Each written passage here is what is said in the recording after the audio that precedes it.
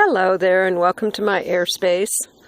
I'm here in San Simeon Creek Campground, which is near Hearst Castle, very famous. Anyway, so I came upon this little sign as I was hiking the trail, and I always find these signs very interesting when they talk about cultures long before recorded history, and they seem so definitive about what it was they were doing just based on the relics that they find. I guess it's all supposition, but a lot of times they make it sound so definite. How do they know? Prehistoric cultures. Northern San Luis Obispo County was a border area between the Chumash and the Salinan peoples. They were probably both Chumash and Salinan villages in this area. The peoples here were probably bilingual and had ancestors who were both Chumash and Salinan. Well, they did say probably. Adapting to changing environments. 10,000 BP, before present. The first people settled the central coast. Small communities were sustained by hunting deer and other mammals and by gathering shellfish, berries, and roots requiring little or no preparation. The long shaft spear, stone chopping, and scraping tools and digging sticks made up the food collecting kit. How do they know they just weren't eating a lot of the grass and leaves and things like that? I don't know, like a salad. 8,000 to 4,000 BP.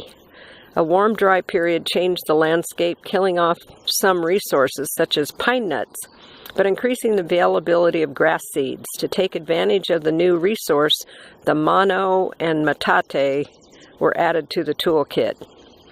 That's these little guys down here. 5,000 BP. The mortar and pestle were added to the toolkit for pounding nuts like acorns.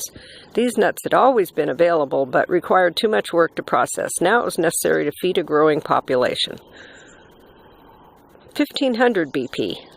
The bow and arrow enabled hunters to continue taking the same number of deer, even though deer were becoming cautious and more difficult to hunt. How do they know that? 1,000 BP. The use of shell bead money began permitting the exchange of food surpluses from one region to another and from one village to another. How do they know that? Uses of plants. Along this trail are plants that were used by the Chumash and Salinan people. Elderberry. The stems were used for musical instruments and the berries were eaten. Willow. The trunks were used for house construction, small shoots were used for basket material, and the bark, which contains aspirin, was used to clear headaches. Tule. The stems were woven for mats and clothing and used in house construction, and the young shoots and roots were eaten for their nutty flavor. So it's all supposition, isn't it? How could they possibly know stuff like that that happened 1,000 years ago? Anyway, okay, make it a wonderful day. Subscribe to my channel.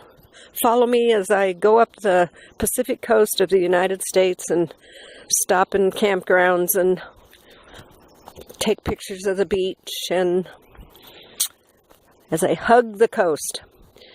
And leave a comment below. Like, dislike. Perform a random act of kindness today. Pick up some trash.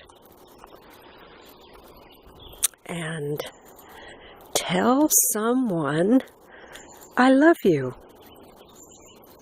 I love you. Bye-bye.